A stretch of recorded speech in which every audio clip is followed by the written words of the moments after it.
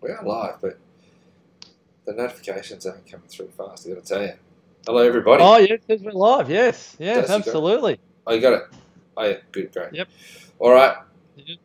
Happy times. Hi, Facebook. Good morning. Hello, everybody. Yeah, morning. Good morning. Write a post. All right. Happy times. Finding your balance. Helen Pocock, gold medal, Helen. Amazing. First one on, I reckon.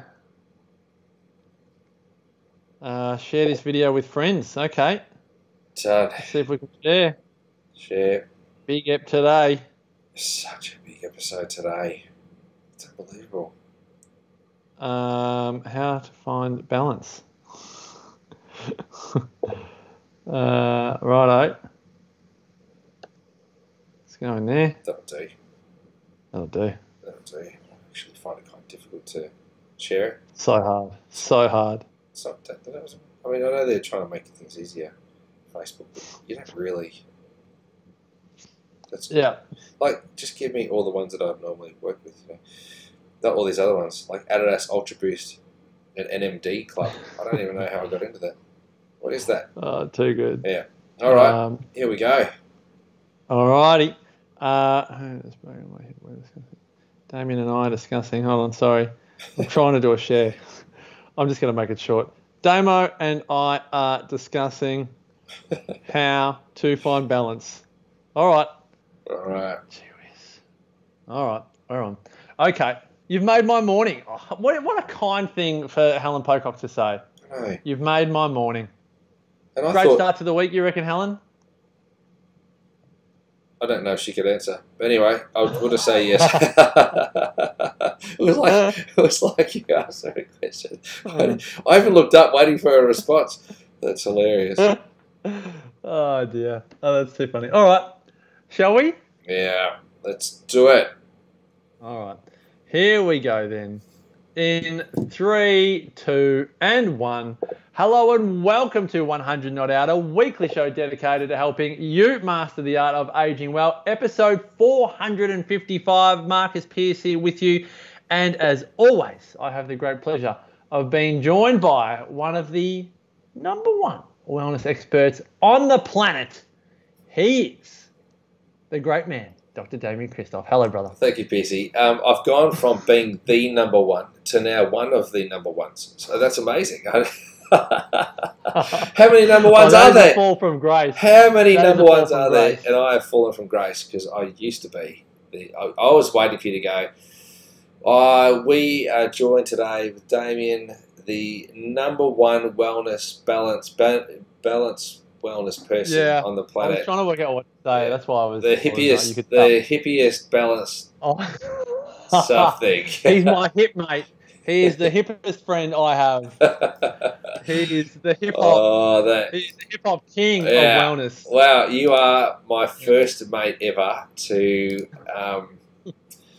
have done hip operation.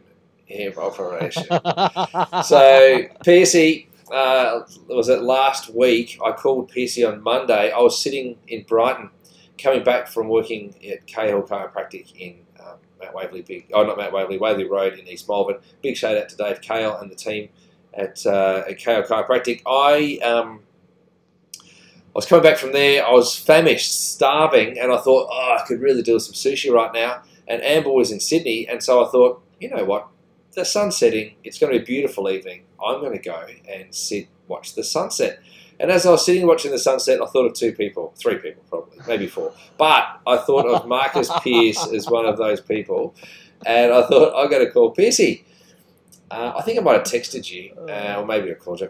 You texted me the sunset or something. Maybe that's right, I sent you the photo of the sunset. It was beautiful, wasn't it? And so I'm there eating my sushi, and I then start speaking to Piercy, and he sounds as tired as I've ever heard Piercy sound. I'm like, bro, what's going on? And he goes, I'm actually in hospital. I go, what? And he goes, yeah, I broke my hip. I fractured my hip. It broke my hip through the neck of the femur or the femoral neck, and just had it fixed. And I'm in the recovery room and I'm taking your phone call. Piercy, tell us the story. People go, how can a young buck, 40 years old, break his hip? Talk us through it. What happened? Well, I tell people I do a lot of work in longevity, and I just want to be really close to the action. I just want to know what it feels like to do an 80-year-old's injury when I'm 40. So, no, I was out for lunch with all of my family from Victoria had come up. Not my great mate DP, but my mum and my sisters and their husbands and all of the cousins would come up for the fourth attempt at a family holiday, and this time it worked. Did you say your dad didn't come? No, we did it again. As I was saying to someone the other day, when your parents are separated, you kind of do family holidays with one or the other. Yeah, you split them. You split them. Yeah. So Dad's 70th was 2018. So this was a 2020 trip, which took place in 2021. Yep. And we've been on it for an adults-only lunch in wonderful Lennox Head. And I was farewelling the babysitters, and Spencer hopped on his scooter, so I thought I'd hop on the skateboard. And it was a very smooth driveway, big, expansive, flat, free of any stones. And I was just doing some little tic-tac-toes, doing some circles, and Spencer was following me. And then the tiniest stone, anyone here that thinks they're too small to make a difference in the world, I just want you to think of the smallest pebble that you can imagine. And this tiny pebble somehow wedged itself in the skateboard that I was in, bringing the skateboard to a screaming halt, and everything stopped except my body, which just catapulted into the air and landed flush, clearly on my hip, and just flush broke the neck of the femur, which I denied for an hour or two. I was lying in bed just hoping the pain would go away. And then I came to the realisation that it wasn't, and called the ambos. Well, Sarah called the ambos. Poor Sarah Bear. And called the ambos and skipped off to Lismore Base Hospital, which were incredible. That was Sunday night. Had an operation 8 o'clock Sunday morning. A couple of screws and a plate, and out Tuesday. And here we are, almost a week later. Feeling good. Feeling good. Piercy, that's massive. That is massive. It is actually quite incredible how quickly they're able to fix your hip. Pop a pin in there. Is it just one pin? Just one pin? I got three screws. One that goes into the neck of the femur, which is more like a wobbly screw, not wobbly, but it moves with the hip. Yeah. And then two that it's a pivot. Probably they go into the femur. Yeah. Yeah, a PNS. Yeah. Yeah, a pivot screw. Yeah. So I think normally there's 5, but I've only got 3, which is great. But I was telling you before we recorded, I fell off my shoulder, for those who don't know. I fell off my bike in 2010 and broke the humeral head and dislocated the shoulder and had plates and screws in there. And I reckon I've had not a stress reaction, but something down in my right hip ever since. Yeah. And a part of me is very relieved, and I do feel balanced. I've got plates and screws on my left and right side, and it does actually. I actually feel good. It actually feels, and I'm healing so quickly. Like, I honestly feel like my body is almost like, yes, we can carry on as we were supposed to be now. Yeah, it's amazing. So, it is amazing how quickly you have healed. That glass of water there looks like the same glass of water that Misty drinks out of. Yeah, it is. It's a token. Yeah. It's a token reminder of our time together drinking Misty's cat water.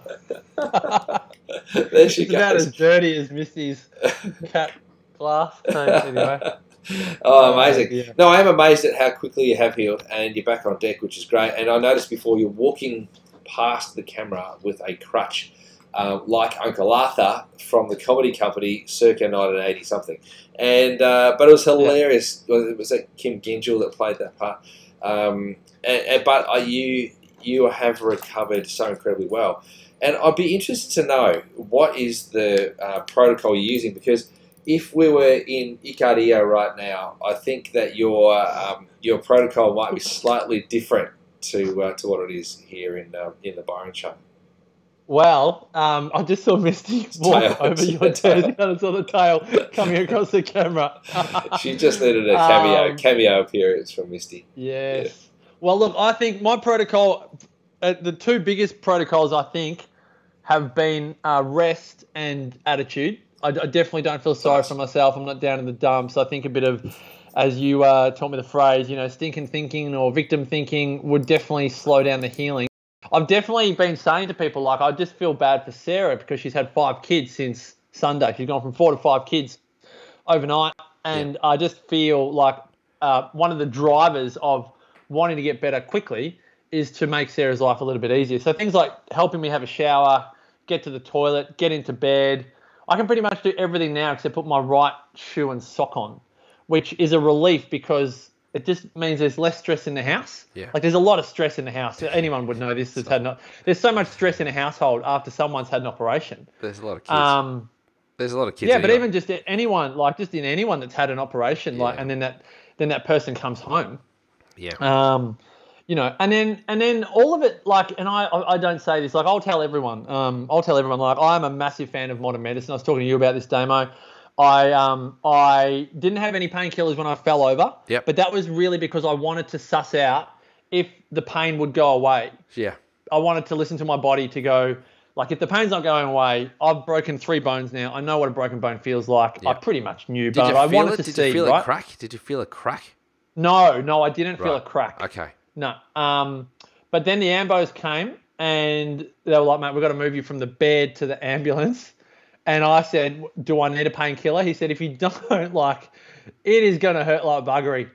And I said, fine, sign me up. So I think I had 2.5 or 5 mils of morphine then, best thing ever. So I went away for the weekend, took some hard drugs, took some heroin. Legal, of course, legal. Legal, of course. Yeah, prescribed. And that was great because I just relaxed getting onto the ambulance. And then I think I had another 5 mils when I got to the hospital or whatever that night. And then I was in in surgery at 8 o'clock the next morning, pumped full of general anesthetic. Yeah. Right. Yeah. Which is so good. I mean, modern medicine, the best. Because if I didn't have this operation, it's 6 months of bed rest. Oh. That is the Icarian protocol. If Icaria has to go to Athens hospital, because there's really, that's kind of, well, there is one in Icaria, but it's 6 months of bed rest or you get the surgery. Yeah. And I had the surgery at 8 o'clock the next day. And thankfully, I haven't had to have a pain medication since the surgery. And I think that's because, one, clean surgery, great surgery, clean operation, good drugs for the surgery. Like, that probably lasted into the next day. Yeah. And so by the time that wore off, I'm just guessing here, I'm making all this up, but I haven't been in a lot of pain. The hip feels fine. The wound is just more like, don't bend the leg that much because it feel the muscles tightening up a bit. But then ever since then, it's everything that you recommended. I kind of want to go to the kitchen and tell you what it is, but it's vitamin C, zinc, magnesium, some type of tissue regen. We've got our dear friends Mason and Tani who own Superfeast and live around the corner, and our kids do preschool together. Nice. They gave me some a bone tonic, and also an energy and vitality tonic and some MSM, which I've been taking with vitamin C. And then it's just been like what I've loved. I haven't been having a beer at night or a glass of wine. I haven't been having any coffee. I haven't had a taste or an appetite for it. No coffee. And then I just haven't. What about CPCs? Have you had CPCs? Haven't really had much CPC. No CPC. Oh my gosh. Seriously, it's like a forced cleanse. It's like a forced cleanse. For Darby's birthday, the belated birthday present, he watched A New Hope, Star Wars A New Hope. It was like for 2 years he'd been hankering us, said no, and then I made it like a rite of passage gift. So we watched it on Saturday night up at his Nana and Pa's. And I did have pizza and a beer and an ice cream. And that was like my first sometimes food since the operation, I reckon. And I could not sleep on Saturday night.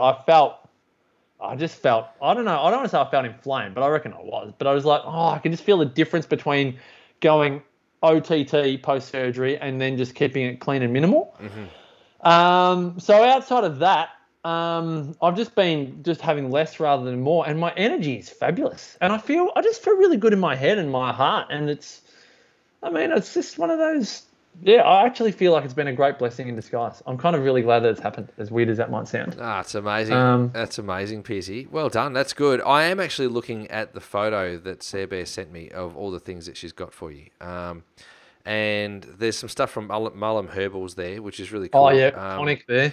You've got a homeopathic formula there called Symphytum, and that should help with a bit of healing. Then there's the herbs. You've got Echinacea, Amla. I don't know what Amla is. St Mary's Thistle. Maybe that's just something you get up in Byronshire. Dan Shen, teasel root, and ginger. I love that. Tissue repair formula from MediHerb. SP Fluoractive as a probiotic.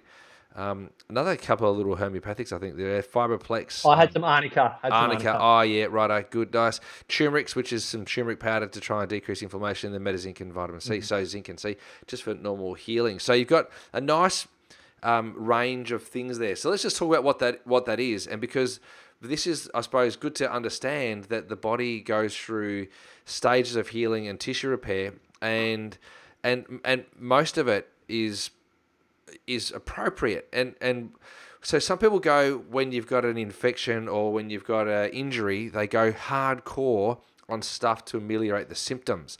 The worst thing about amelioration of the symptoms is that you ignore the chronicity of the disease, or the chronicity of the impact, say. Okay? Do you saying chronicity like time? Well, chronicity is in terms of the severity. But also potentially gotcha. Yes. chronicity in terms of time too, because you could be pain-free, or you could accelerate inflammatory or inflammation reduction, or you could accelerate infection management, but that could ultimately impact the way in which the body would normally deal with the situation, you know what I mean? So there's upstream, downstream consequences from interventions. So regardless of whether or not we're talking pharmaceutical intervention or nutraceutical or pharmaceutical intervention, which would be plant-based herbal medicines, or even a homeopathy, like any of these sorts of interventions have the ability potentially to accelerate something or to slow something down, and may have upstream and downstream consequences. So it's always good to just think about that. Just because it's natural doesn't mean that it doesn't necessarily have a side effect or an effect that's other than what you expected it to be. You know what I mean? Yeah, that's so good. Good to so think good. about And that. I've also been careful not to just have everything that we just mentioned kind of all at once. Because, Jeepers. Yeah, and also just not overloading the body, like you said. Whether it's pharmaceutical or nutraceutical or anything, like just like it's kind of sometimes with food, like not having so many ingredients in one meal. It's just a lot for the body to do. So everything that's been mentioned there has not. It's not been had, all at once, just giving the body an opportunity. And I do love, like, in times of stress, and even at simple times, even in exercise, like the reminder to listen to the body's signs and symptoms. Yeah. So Yeah, pain totally. is a great reminder, which a lot of us kind of want to force our way through. But even poor Sarah Bear, like her back flared up, midway through the week. I just feel like the pressure of the week, Lack of support. Lack of support, and not. We've been so well supported in the community. People have been making, lasagna. Charlie Arnott, his wife Ange made a lasagna, had some school friends make some bliss balls, and Tani and Mason just gifting me some, super feast, and then all of just local school parents, and then Rob and Jill obviously helping us out. Great. So we've been so well supported. But as I mentioned earlier, like, there's so much stress in a household when someone comes home from hospital. But I think, like what you said there, just listening to the body signs and symptoms is these times are great for that. Just to I feel like it's like a recentering back to as also like a metaphor for life. Like your body is not just how your body's going; it can also be a great metaphor for how your life's going. So I'm kind of now assessing, like, I said it earlier, kind of in jest, but like so many of us at these times feel so insignificant, like we're at the behest of, greater forces and all the rest of it. But I do sit back and go, one little stone had the power to like send me into the air and break my hip. I've been reading the kids so many stories lately. I've been sitting on the bed so much, helping Sarah by having the kids in my, room and reading the kids' stories. And, so many kids' stories are like how a child feels insignificant, or they're shy, or they can't do something. And then, one little thing changes and like their whole life changes. And I think, again, I don't want to take this too far down a deep and meaningful path, but I've definitely been thinking about it, how the body is such a great reminder of your life. It's a great metaphor for life, not just a great metaphor for how your body's going, but just a great metaphor to check in and assess life. So that's kind of the stuff that's been going through my mind the last 6 or 7 days anyway. No, I love that. There's something I want to come back to, and it brings me back to, almost this time last year. Amber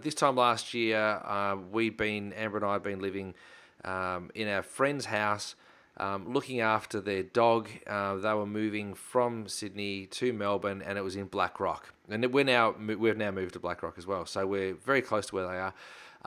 And I was very busy. So my associate was only just relatively new to the practice. She was also going away, and I was getting very sore. And so then I became very reflective on what do I need to be doing to make sure that I stay fit and well. And so I decided on Christmas Day, as I woke up almost crippled in pain from having such a massive week seeing patients, and sustaining some injuries in my wrists, my elbows, my shoulders, and my low back while I was adjusting that week. I realised that I needed to do something to keep myself fit and well, and that was when I started doing push-ups every single day. And we're nearing that anniversary point, Piercy. My gosh, we are too. Yeah, we're nearly there, because that was Christmas Day. I decided I'm going to do push-ups every single day. And I think at the time I said it was 30, then we went to 60, then we went to 90, 120, and I'm back down to 30.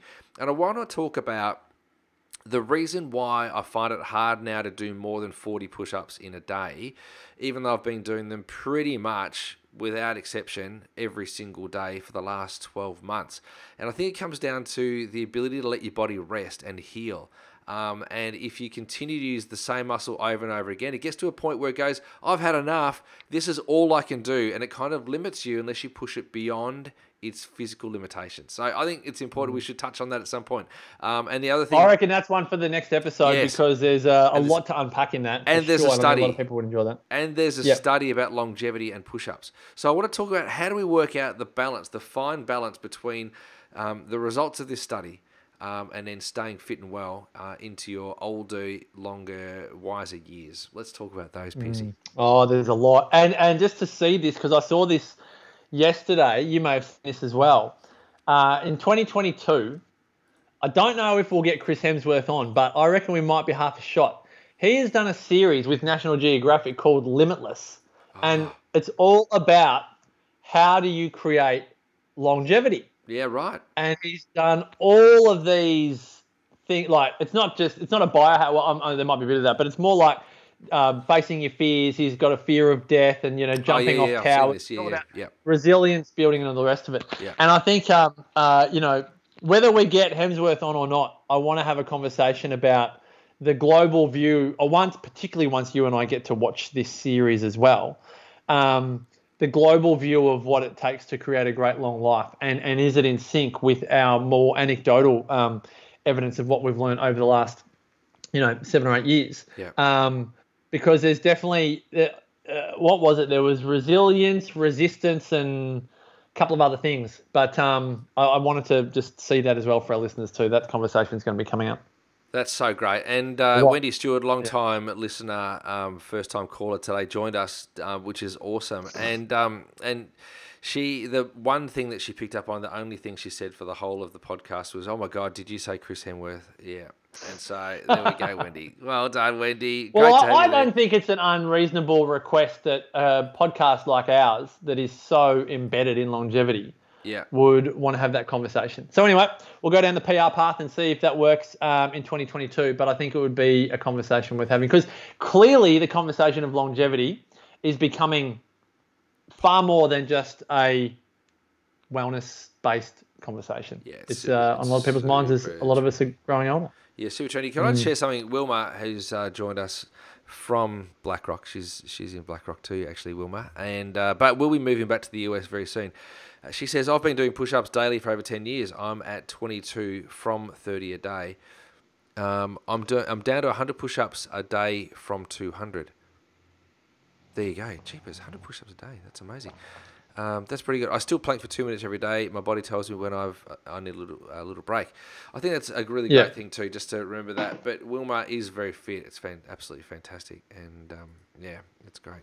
Well done, Wilmar. Well done. Yeah. Oh, there's a good conversation happening there. Yeah. All right. Well, we're getting close to Christmas, Damo. We've got to also weave in a few very Christmassy episodes. I know people always like to know what's on the Christoph menu on Christmas Day. People want some culinary inspiration from you. So we've got to record that. We've got a couple more to record. We need to record your predictions for 2022. Yes. So we've got a bit on our plate over the next few weeks. Can't wait to bring it all to you, 100 Not Out community. Thank you for your support as always.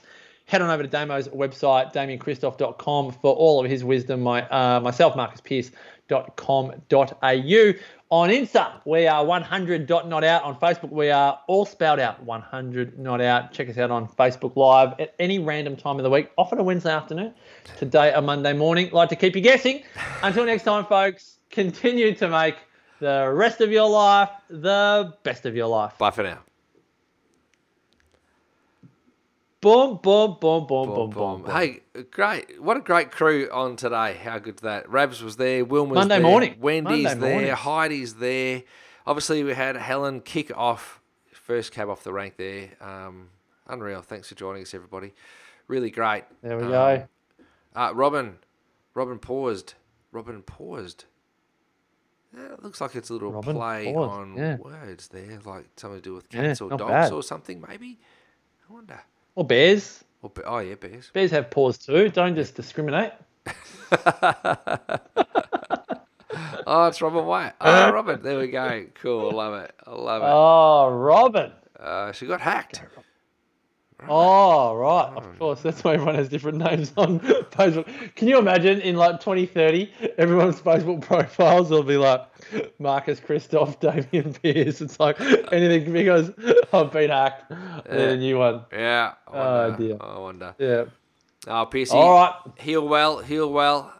Thank you for your flexibility. I will. We'll catch you later. Thanks All right. very much, See you, Facebook. Facebook. See ya.